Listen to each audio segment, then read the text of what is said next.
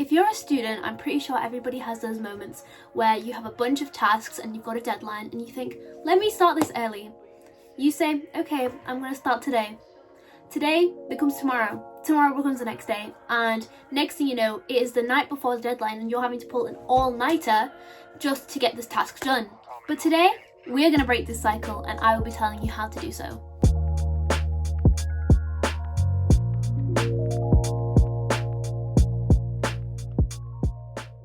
Hey guys, welcome back to my channel. I am Priya and in this video I'll be sharing why we procrastinate and how to finally stay focused. Before we get on the video though, remember to like and subscribe and turn on post notifications so you know every time I upload a new video. And let's just get on with the first point. According to the dictionary, procrastination is the act of delaying or postponing doing a task even though you know there's negative consequences if you don't do it. The first point I kind of have to say is you need to understand why you procrastinate. There's multiple reasons for why you might be procrastinating, but I'll be giving you a few examples that you can hopefully align with yourself. But the main point is you need to be able to analyze what you're doing on a day-to-day basis from when you wake up, when you're at school and when you get home from school, to really be able to see what is actually preventing you from reaching your true studying potential. The most common reasons I have seen is generally being tired, feeling overconfident from past tests, or just general avoidance behaviour. Now, feeling tired does not mean you can't study. I have a video called How to Study When You Are Tired that I will tag in the comments below. And honestly, fixing sleep schedules is one thing, but learning how to actually study when you're tired is such a vital skill, because throughout life, there's going to be moments where you're tired, but you still have to do things. So just learning how to do that in general is a very useful skill to have. Being overly confident from your past experiences. So for example, if like a few weeks ago you did a physics test and you only revised like an hour the night before and you ended up doing well, you're going to think, what's the point of putting all this work in when I know I can just put in an hour the night before and still do well? And then thirdly, avoidant behaviour. Just not wanting to face like work is such, you just don't want to.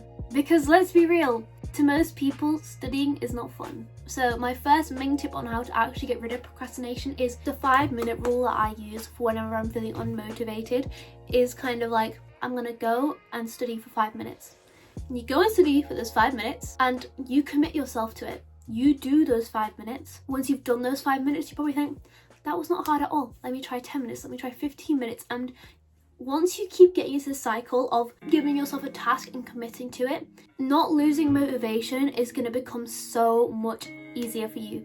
Because by giving yourself this task and completing it kind of gives you this gratification that, wow, like I can actually do this. Okay, and then second kind of tip is to-do lists.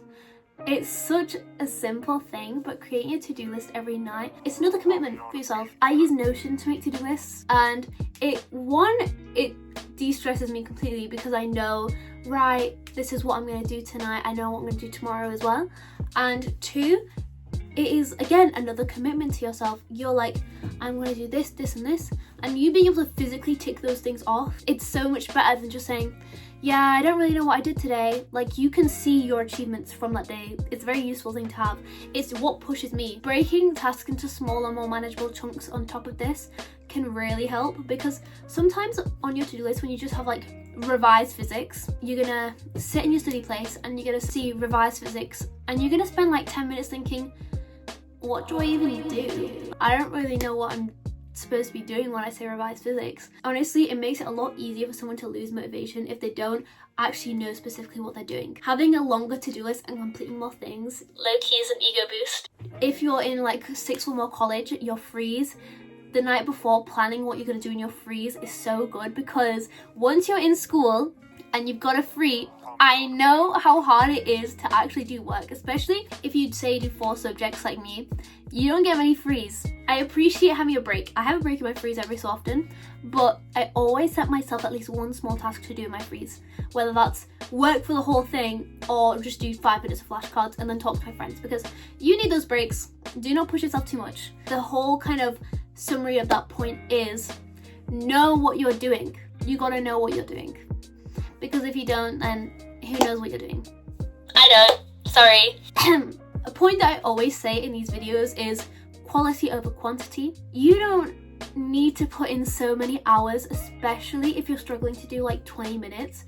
You don't need to put in that many hours to do well. Pomodoro method is a great method. It is such a good method for if you procrastinate. Like 25 minutes on, 5 minutes off. That is so manageable. Like 25 minutes does not sound like a lot. But once you do 3-4 rounds of that, that's 2 hours. My 3-step method, as always, notes, active recall, questions, is just great. You read your notes, do some active recall, so flashcards or blurting, and then do past paper questions. Again, knowing what you're doing and setting yourself certain things, it just makes it so much easier. So whenever I say cover a topic, I mean do my 3-step method, which is notes, flashcards, past paper questions. So if you're struggling to like focus, setting yourself 5 hours of work to do in one day is not going to fix that. You might get through the 5 hours, which if you do, props to you, but the next day you're going to think, oh, I did so much yesterday, I'm going to relax, and then the relaxing can carry on to the next day. And once again, that horrible cycle starts. Setting yourself small manageable tasks every day is much better. Building habits, which leads honestly beautifully onto my next point. Building habits to stay consistent. Going back to a big issue from before, being tired once you get after school, creating a post-school routine is so needed. It really relies on how you work. So for me, I like to get home, I get changed, I eat, maybe I might have a snack or I might just eat dinner straight away, and then I get straight into work. I'm in a focus mode at school for 8 hours. I'm gonna carry that on for another 2 to 3 hours, and then I can go into a fully relaxed mode instead of switching up between. Like, this is something a teacher told me actually. Starting my work straight away just leaves no room for procrastination. You know, if you say to yourself, I have to start my work at 5 o'clock, then you are gonna do it. Just doing it for one day, doing it for 2 days. Try to start a streak. Honestly, I use an app called Study Bunny and it lets you do a daily check-in. I like to do my check-in as soon as I start studying in the evening. It is such a great app to stop you going on your phone, to track your progress, and to check in like every day. It is such a great app. I will link that down in the comments below because Study Bunny is so cute as well. You get your own little bunny pet. If you get home from school and then you sit in bed, you might fall asleep, you might go on your phone. Why are you gonna want to get out of bed and study? Unless you are like crazy good at getting out of comfort zones, which is a whole other skill to have, you need to go straight to your desk. Like, I'm not even kidding. Get changed, grab some food, straight to your desk. Like, as long as you're not getting too distracted at your desk. You don't want your desk to become a place where you can relax. No, you want to go straight to work. Also, relying on all-nighters. Hello, my friends who do all-nighters. They are not good for you.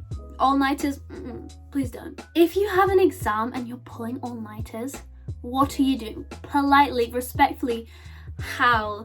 I can't do all-nighters. I physically can't do all-nighters. I think I've done all-nighter like once. And that was not studying, right? That was like a sleepover. You relying on them is so unhealthy. You might be able to get away with it for like a few months during normal school, but by the time it gets around to your GCSEs, your A-levels, you cannot do that. These are the exams that could potentially change the next few years of your life, and you are doing it on no hours of sleep. I don't care how many energy drinks you drink, because 1, energy drinks are bad for you, and 2, sugar crash outs exist. If you don't time it right, or you just generally cannot take the tiredness, you're not going to perform well. You need to be able to have a nice little routine after school. Get all your work done as soon as you come home from school, and then you can relax and go to sleep at a normal time. If you're going to take anything from this video, take this. Start your work as soon as you can when you come back from school, because you'll be so much focused, you'll be so much more focused, and in the evenings in general you'll be so much more relaxed. Like, you can have your set time. I stop studying maximum 9 o'clock. I have like a whole 2 hours before I'm gonna go to sleep to relax, rather than coming back from school, messing around for like an hour and a half, 2 hours, and having to study into late hours of the evening. That is just not healthy for you. So being able to experiment with your study times now. It's coming December.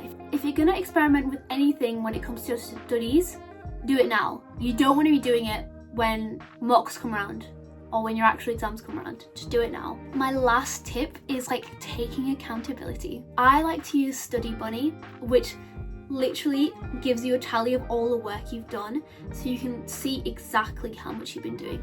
A lot of people like to use Flora, like being able to see how much you've done, and like maybe using an app like Flora where you can see other people's is so good. Like, I know it sounds a bit like unhealthy, but if you do like no hours that day and you've got a friend that's done like 4, sorry, I'm gonna feel like I need to do more. That's a personal thing. Having a friend group that will push you to be better is such a vital thing to be having. There's a saying, you are the sum of the 5 closest people around you. It's true. It's so true.